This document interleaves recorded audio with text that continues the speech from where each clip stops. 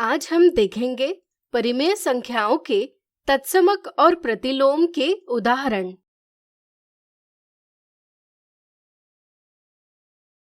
ऋण 6/7 के योज्य प्रतिलोम यानी एडिटिव इनवर्स और गुणात्मक प्रतिलोम यानी मल्टीप्लिकेटिव इनवर्स का गुणनफल ज्ञात कीजिए। यदि किन्हीं भी दो परिमेय संख्याओं यानी रैशनल नंबर्स का योग करने पर परिणाम 0 आता है तो दोनों परिमेय संख्याएं एक दूसरे की योज्य प्रतिलोम कहलाती है। तो क्या आप बता सकते हैं कि ऋण 6/7 का योज्य प्रतिलोम क्या है? सोचिए सोचिए। बिल्कुल सही। चूंकि ऋण 6/7 धन 6/7 बराबर 0 है, इसलिए ऋण 6/7 का योज्य प्रतिलोम 6/7 है। इसी तरह यदि किन्हीं भी दो परिमेय संख्याओं का गुणन करने पर परिणाम 1 आता है तो दोनों परिमेय संख्याएं एक दूसरे की गुणात्मक प्रतिलोम कहलाती है। चूंकि ऋण 6/7 गुणा ऋण 7/6 बराबर 1 है, इसलिए हम कह सकते हैं कि ऋण 6/7 का गुणात्मक प्रतिलोम ऋण 7/6 है।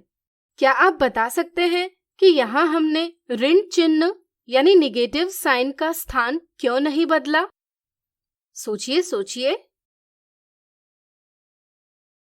बिल्कुल सही, क्योंकि ऋण 6/7 का गुणात्मक प्रतिलोम 7/6 है, लेकिन इसके अंश यानी न्यूमरेटर और हर यानी डिनोमिनेटर दोनों को हम ऋण 1 से गुणा करेंगे तो संख्या के मान में परिवर्तन नहीं होगा और हमें प्राप्त होगा ऋण 7/6। ध्यान रहे, साधारणतः हम ऋण चिन्ह अंश के साथ दर्शाते हैं। अब हम ऋण 6/7 के योज्य प्रतिलोम 6/7 और गुणात्मक प्रतिलोम ऋण 7/6 का गुणनफल ज्ञात करेंगे। यह होगा 6/7 गुणा ऋण 7/6 बराबर ऋण 1। इसलिए ऋण 1 दिए सवाल का जवाब है। अगला उदाहरण, परिमेय संख्या 3/10 में कौन सी परिमेय संख्या जोड़ने पर परिणाम 3/10 प्राप्त होगा?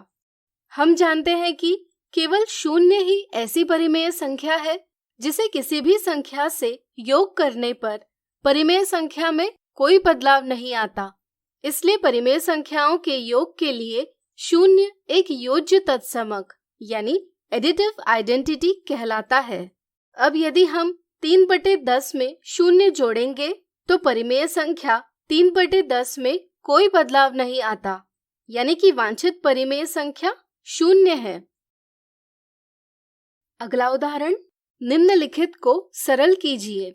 यहाँ पहले हम गुणन की संक्रिया को हल करेंगे। 7/8 गुणा 2/3 को सरल करके हमें 7/12 प्राप्त होगा।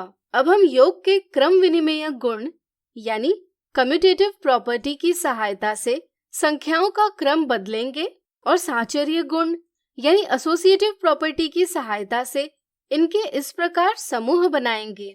इस कोष्ठक में हम देख सकते हैं कि 3/4 और ऋण 3/4 एक दूसरे के योज्य प्रतिलोम है, इसलिए इनका योग 0 आएगा। इसी तरह इस कोष्ठक का भी योग 0 ही आएगा। 4/9 धन 0 धन 0। चूंकि 0 एक योज्य तत्समक है, इसलिए योग में 4/9 के साथ 0 का योग किया जाने पर परिणाम 4/9 ही आएगा। इसलिए यहाँ परिणाम होगा 4/9। तो आज हमने देखे परिमेय संख्याओं के तत्समक और प्रतिलोम के उदाहरण। अगले वीडियो में इनसे जुड़ी कुछ मिथ्या धारणाएं देखेंगे।